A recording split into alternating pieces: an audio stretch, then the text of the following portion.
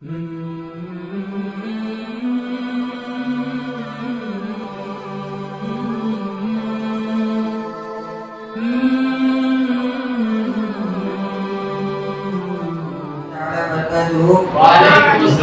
warahmatullahi taala wabarakatuh. Sallu ala Nabi, Allahumma salli ala Sayyidina Muhammadin wa ala ali Sayyidina Muhammadin wa sallim alayhi. அல்லாஹ் தஆலாவுடைய மாபெரும் கருணை கருணை மேலும் அல்லாஹ் நம்மை எல்லாம் முஸ்லிமாக முஃமினாக படைக்க செய்தானே. அப்படியேப்பட்ட அந்த அல்லாஹ்வுக்கு எல்லா புகழுமாக அல்ஹம்துலில்லாஹ் அல்ஹம்துலில்லாஹ் அல்ஹம்துலில்லாஹ். மேலும் கண்மணி நாயகம் ரசூலுல்லாஹி ஸல்லல்லாஹு அலைஹி வஸல்லம் அவர்களின் அங்கத்தினராக நம்மை ஆக்கி வைத்தானே. அப்படியேப்பட்ட அந்த அல்லாஹ்வுக்கு எல்லா புகழுமாக அல்ஹம்துலில்லாஹ் அல்ஹம்துலில்லாஹ் அல்ஹம்துலில்லாஹ். மேலும் சர்க்கார் நாயகமுடைய கருத்தை பிடிக்கக்கூடிய பாக்கியத்தை செய்தானே. அப்படியேப்பட்ட அந்த அல்லாஹ்வுக்கு எல்லா புகழுமாக அல்ஹம்துலில்லாஹ் அல்ஹம்துலில்லாஹ் அல்ஹம்துலில்லாஹ். இன்றைய காலத்தில் மக்களிடம் மிகவும் குறைவாக இருக்கக்கூடிய விஷயம் ஒன்று என்னவென்றால், தனக்கு தேவை இருக்கும் பொழுது அடுத்தவங்களுக்கு கொடுக்க மாட்டாங்க.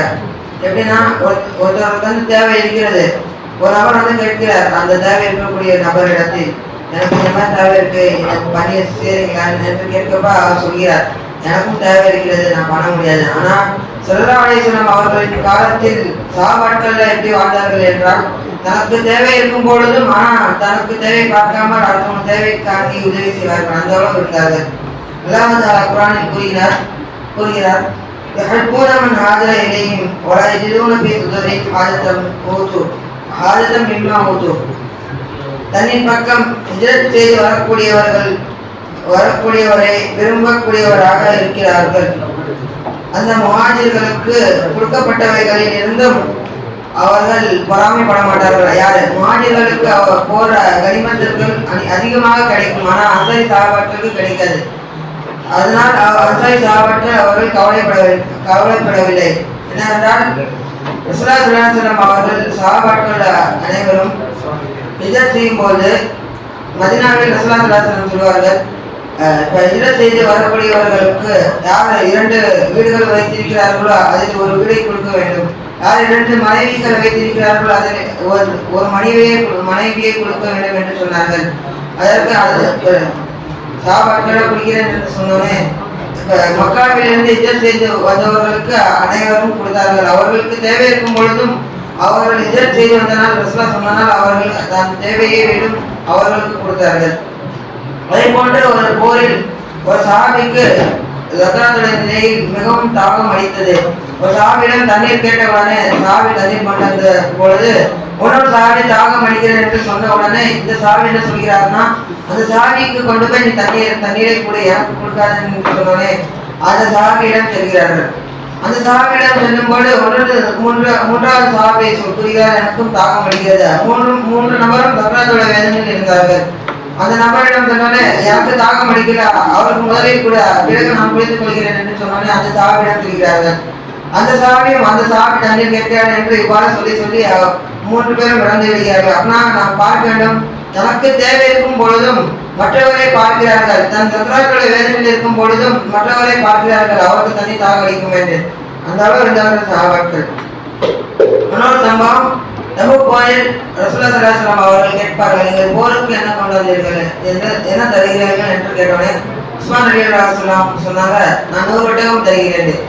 மீண்டும் கேட்கிறார்கள், யார் போருக்கு உதவி செய்கிறேன் என்று கேட்டவுடனே மீண்டும் உஸ்மான் ரலியல்லாஹு அவர்கள் நான் 100 ஒட்டகம் தருகிறேன் என்று கூறினார்கள்.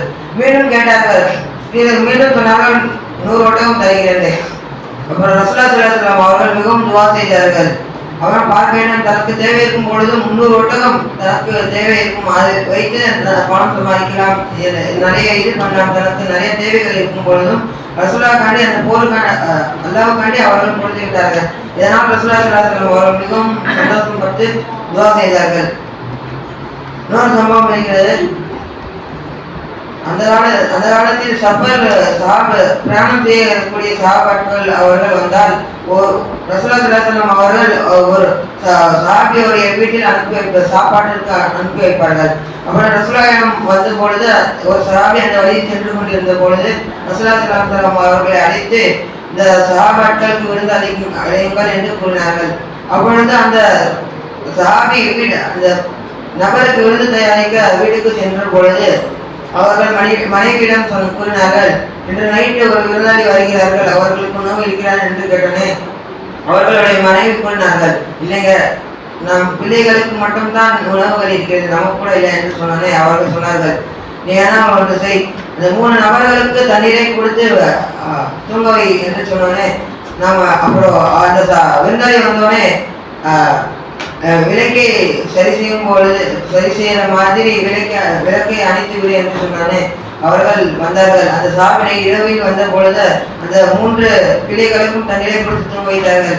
பிறகு மதினாவில் ஒரு பழக்கம் இருந்தது, ஒரு சாவி வந்தால் அந்த சாவியுடன் இவரும் அமர்ந்து சாப்பிட வேண்டும் என்று அந்த மாதிரி வரலாறு இருந்தது.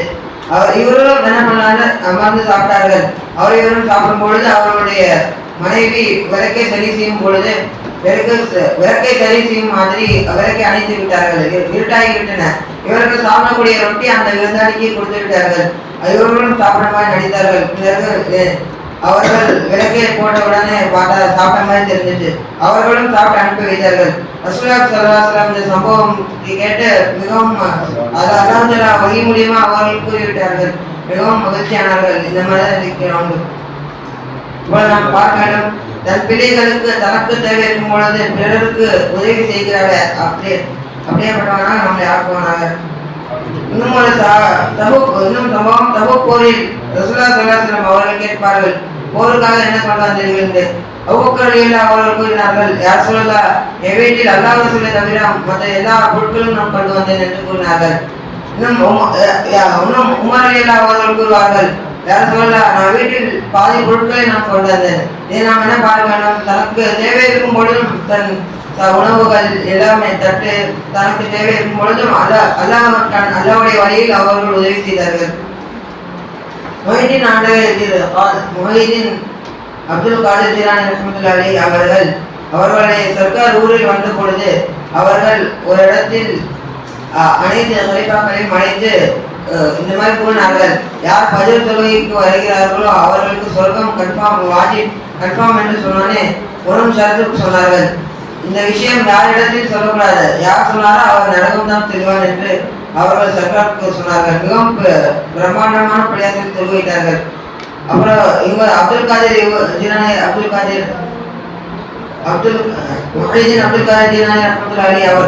அவர்கள் என்ன பண்ணார்கள்னா, ஒரு வீடா போய் கதவை தட்டி இந்த மாதிரி சர்க்கார் வந்திருக்காங்க, சர்க்கார் வந்து பட்ஜெட் வந்து சொர்க்கம் கன்ஃபார்ம் என்று சொன்னாங்க. எல்லாம் ஒவ்வொரு தெருவா சொன்னோன்னே அடுத்த நாள் பஜர்ல அவர்கள் தொழு வைக்கிறார்கள். எந்த அளவு கூட்டம்னா ஜும்மானிக்கு கூட வரல, அந்த அளவு பிரம்மாண்டமான கூட்டம் வந்தது. அப்புறம் அவர்களுடைய சர்க்கார் கேட்டார்கள், இதை யார் பண்ணது, யார் வெளியே போய் சொன்னாங்கன்னா சொன்னான்னு சொன்னேன். அப்புறம் அப்துல் காதிர் ஜீலானி ரஹ்மத்துல்லாஹி அவர்கள் முன்னால் வருகிறார்கள், நான் தான் இதை பண்ணேன், நான் நரகம் சென்றால் பரவாயில்ல, என்னால் நிறைய பேர் சொர்க்கம் செல்லலாம், அதற்காண்டி நான் இப்படி பண்ணேன்னு சொன்னோன்னே அவர்கள் மிகவும் மகிழ்ந்தார்கள். நான் தனக்கு தேவை இருக்கும் பொழுதும் தனக்கு சொர்க்கத்திற்கு செல்லும் பொழுதும் மற்றவர்களால் சொர்க்கத்துக்கு போட்டும் நான் மட்டும் நரகத்துக்கு போயிறேன், அந்த மாதிரி அவர்கள் உதவி செய்தார்கள். அதற்கு ரொம்ப சந்தோஷப்பட்டு நீங்களும் சொர்க்கம் தான் செல்லுங்கள் என்று அவர்கள் சர்க்கார் கூறினார்கள். ஆகவே பிறருக்கு உதவி செய்யக்கூடிய பாக்கியத்தை அல்லாஹ் தஆலா தருவானாக. வாசு தவானா அல்ஹம்துலில்லாஹி ரப்பில் ஆலமீன்.